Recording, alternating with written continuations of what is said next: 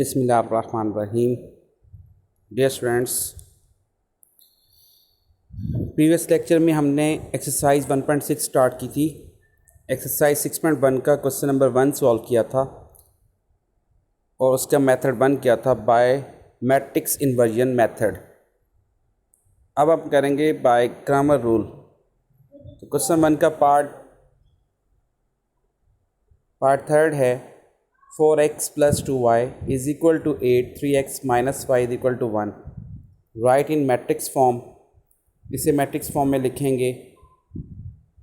x का coefficient है 4 और y का कोफिशिएंट है 2। तो बेटा फिर x का कोफिशिएंट 3 और y का कोफिशिएंट -1 है। तो फर्स्ट कॉलम आपके पास बनेगा, स्क्वायर ब्रैकेट में लिखेंगे 4, 3, 2, -1 और x y को लिखेंगे = 8 - 1। अब बेटा इसको नेमिंग करेंगे ax = b। इसके बाद आपके पास है ax = b। अब आपने a = हो जाए आपके पास 4, 3, 2, -1, comma capital A = x y और कॉमा लगाएंगे, फिर b = क्या आ जाएगा आपके पास 8 - 1। अब बेटा आप इसमें सबसे पहले डिटर्मिनेंट फाइंड करेंगे, a का डिटर्मिनेंट निकालेंगे। कैसे निकालते हैं बेटा? Absolute a = 4, 3, 2, -1। तो 4 को मल्टीप्लाई करेंगे -1 से और -3 × 2 तो -4 - 6 आएगा और इसका आंसर बनेगा that is equal to -10। Since A determinant not equal to 0 solution is possible. तो बेटा इसका सोल्यूशन फाइंड करेंगे, ax और ay फाइंड करेंगे। ax कैसे फाइंड करेंगे? ax में आपने जो आपका ये आपकी x की वैल्यूज़ हैं और ये आपकी y की वैल्यूज़ हैं। तो x की जगह पे आपने रिप्लेस कर देना इसको b की वैल्यूज़ से। आपके पास b की वैल्यूज़ हैं 8 - 1। तो ax का मतलब है जो फर्स्ट कॉलम है उसको रिप्लेस करेंगे x की वैल्यूज़ से। x की वैल्यूज़ से रिप्लेस करेंगे b की हैं 8 - 1 और 2 - 1 और फिर आपके पास ay आ जाएगा आपके पास 4, 3 और 8 - 1। तो बेटा आपने x का डिटरमिनेंट फाइंड करना है। 8, 2, -1 - 1 8 × -1 × 2 तो ये बनेगा -8 + 2 दैट इज इक्वल टू -6 और ay फाइंड करेंगे 4 × -1 और 3 × 8। तो आपने 4 × 1 = 4 -4 और माइनस का 24 दैट इज़ इक्वल टू क्या आ गया आपके पास -28। आओ now by Cramer rule apply करेंगे आप। उसके फार्मूलाज आपके पास हैं। तो x = absolute ax divided by determinant a और y = absolute ay divide by a का डिटर्मिनेंट। अब ax की जो वैल्यूज़ आई हैं वो आई हैं -6, उसको डिवाइड कर दें -10 पर और y की वैल्यूज़ हैं -28 से डिवाइड करें -10 पर। तो आपके पास आंसर बन गया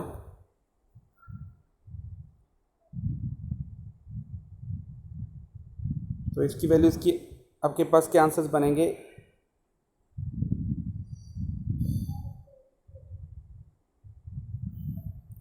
2 3 = 6, 2 5 = 10 और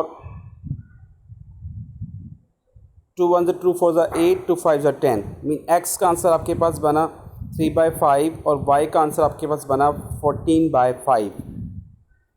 तो बेटा आपका ये पार्ट 1 सॉल्व हो गया in part third by Cramer rule. अब इसी तरह से पार्ट नंबर करेंगे 5। पार्ट 5 में आपके पास वैल्यूज़ हैं 3x - 2y = 4 - 6x प्लस का 4y = 7। तो आपके पास आ गया right in matrix form.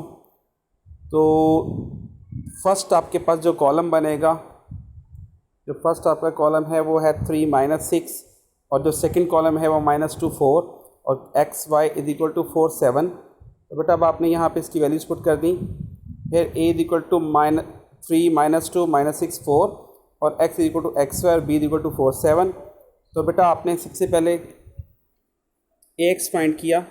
ax को आपने रिप्लेस करना है, मीन आपके पास जो फर्स्ट कॉलम है उससे आप रिप्लेस कर देंगे b की वैल्यू से। तो फर्स्ट कॉलम है 3 -6, इसको आप रिप्लेस कर दें। b की जो वैल्यूज़ हैं वो आपके पास है 4 7, तो 4 7 -2 4 और ए वाई में आप क्या करेंगे, जो सेकंड कॉलम आपके पास ए का है मैट्रिक्स ए जो है -2 और 4 है, इससे आप रिप्लेस कर देंगे 4 7 से और 3 -6 वैसे ही लिखेंगे। अब आपने डिटर्मिनेंट फाइंड करना है ए का, वो है 3 -2 -6 -4, तो 3 × 4 माइनस इंटू -6 × -2, तो इसका आंसर आ गया -12 that is equal to 0। Since A determinant is equal to 0 so it's solution is not possible. अगर आपका डिटर्मिनेंट 0 आ जाएगा तो इसका सोल्यूशन पॉसिबल नहीं होगा। अब इसी तरह से पार्ट नंबर 7, बेटा पार्ट नंबर 8, पार्ट 8 को भी आपने ग्रामर रूल से देखिए यहाँ पे सॉल्व किया हुआ है ग्रामर रूल से। तो पार्ट 8 की वैल्यूज़ हैं 3x मीन 2 साइमल्टेनियस इक्वेशंस हैं आपके पास, 3x - 4y is equal to 4 और सेकेंड है आपके पास x + 2y is equal to 8, right in matrix form. तो बेटा आपने फर्स्ट कॉलम में आपके पास आ जाएगा 3 1, x के जो कोफिशिएंट हैं, जो फर्स्ट इक्वेशन है उसमें x का कोफिशिएंट 3 है और सेकेंड में कोफिशिएंट 1 है, और y के जो कोफिशिएंट्स हैं -4 और 2 हैं, और x y लिखेंगे और 4 8 लिखेंगे। अब आप इनको बेटा नेमिंग करेंगे, a इज इक्वल टू 3 -4 और 1 2, डिटरमिनेंट a फाइंड करेंगे। a का डिटरमिनेंट फाइंड करने के लिए आपको इसे एब्सोल्यूट में लिखना पड़ेगा। एब्सोल्यूट में लिखेंगे 3 -4 1 2 इज इक्वल टू आ जाएगा 3 × 2 -1 × -4, तो 3 2 × 6 + 4 इज इक्वल टू 10। तो बेटा ये 6 + 4, since A determinant not equal to 0 so solution is possible. Mean अब आप फाइंड करेंगे ए एक्स और ए वाई। तो ए एक्स फाइंड करने के लिए आपको क्या करना पड़ेगा, मीन जो फर्स्ट कॉलम आपके पास है 3 और 1, इसको आप रिप्लेस कर दें बी की वैल्यूज़ से। जो बी की वैल्यूज़ हैं आपके पास, मीन जो 4 और 8 है, जो equal to right hand side जो थी उसकी जो वैल्यूज़ हैं वो लिखेंगे 4 8 और -4 और 2 लिखेंगे, और ए वाई में 3 1 और 4 8 लिखेंगे। अब बेटा ये दो आपके पास वैल्यूज़ बन गई। अब आपने फाइंड करना ए एक्स का डिटर्मिनेंट, तो 4 8 -4 2, तो 4 2 ज़ार 8 -8 -4, तो 4 2 ज़ार 8 8 4 ज़ार 32, तो इसका आंसर बन गया आपके पास 40। तो बाय ग्रामर रूल क्या बनेगा, इसका फार्मूला होता है x is equal to A x determinant divide by A determinant, और इसको सॉल्व करेंगे आपके पास जो ए एक्स का आंसर आया था वो था 40, और जो आपने डिटर्मिनेंट की वैल्यूज़ फाइंड की थी वो थी आपके पास 10। तो बेटा उसे पुट कर देंगे 40 डिवाइडेड बाय 10, और दैट x की वैल्यूज आ जाएंगी आपके पास 4। इसी तरह आपने ए वाई को सॉल्व करना है। ए वाई में आपके पास 3 1 4 8, और ए वाई का डिटर्मिनेंट फाइंड करेंगे 3 × 8 -1 × 4, तो 8 3 ज़ा 24 -4, इसका आंसर आपके पास बनेगा 20। तो ये 20 बन गया। अब आपके पास फार्मूला है, तो इसका फार्मूला राइट करेंगे A X divide by A determinant, A Y divide by A determinant. तो बेटा ए वाई आपके पास आया 20, और डिवाइड करेंगे इसको 10 पर, तो 10 2 ज़ा 20, मीन एक्स और ए वाई की जो वैल्यूज़ आपके पास आ जाएंगी वो 4 और 2 आ जाएंगी। इसी तरह से पार्ट नंबर 4 करेंगे with the help of grammar rule. तो बेटा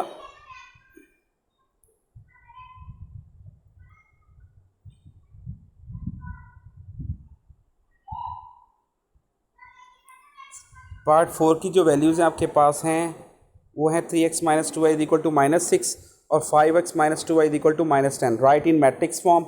तो मीन s के जो कोफिशिएंट्स हैं फर्स्ट इक्वेशन में जो कोफिशिएंट x का है वो 3 है और सेकंड में 5 है, तो 3 5 आपका फर्स्ट कॉलम बनेगा और -2 और 2 आपके -2 आपका सेकंड कॉलम बनेगा y के जो कोफिशिएंट्स हैं।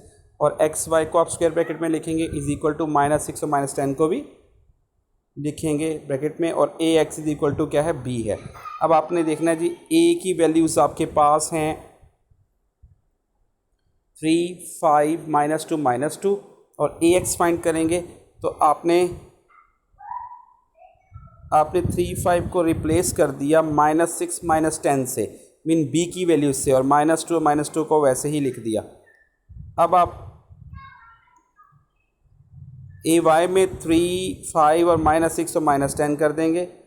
इसी तरह से ए का डिटर्मिनेंट फाइंड करेंगे, वाई का 3 -2 5 -2, तो 3 मल्टीप्लाई -2 -5 मल्टीप्लाई -2, तो इसका आंसर बना आपके पास 3 to the 6 -6 और प्लस का 10, तो बेटा इसका आंसर बना -6 प्लस का 10 that is equal to 4। Since A determinant not equal to 0 so it's solution is possible. अब आप ए एक्स का डिटर्मिनेंट फाइंड करेंगे तो वो आएगा -6 -2 -10 -2, तो -6 मल्टीप्लाई -2 और -10 मल्टीप्लाई -2, तो माइनस का ये प्लस का 12 और माइनस का 20, तो आंसर बन गया आपके पास माइनस का 8। उसके बाद आपने ए वाई का डिटरमिनेंट फाइंड किया, वो था 3 5 -6 -10, तो 3 मल्टीप्लाई -10 -30 और 5 मल्टीप्लाई -6 माइनस प्लस 30, तो आंसर बन गया आपके पास 0। तो बाय क्रामर रूल इसका फार्मूला राइट करेंगे कि A X divided by determinant divide by A determinant, और y is equal to A Y determinant divide by A determinant. तो ए एक्स डिटर्मिनेंट का आंसर आया था आपके पास -8 डिवाइड बाई 4 4 2 8, और y का आपके पास आंसर आया था ए वाई डिटर्मिनेंट का 0/4, तो x की वैल्यूज़ आ गई आपके पास -2 और y की वैल्यूज़ आपके पास आ गई 0। तो बेटा ये आज का लेक्चर है और आप इसे गौर से सुने, तवज्जो से देखें और इससे अपने रजिस्टर पर सॉल्व करें, और सॉल्व करने के बाद इसे रफ प्रैक्टिस के तौर पर भी करें, और जो इसके रिमेनिंग पार्ट्स हैं वो आपके होमवर्क में शामिल होंगे। तो मैं उम्मीद करता हूँ कि आपको आज का लेक्चर बहुत अच्छे से समझ आया होगा। अल्लाह ताला हम सब का हामी और नासिर हो। अल्लाह हाफिज़।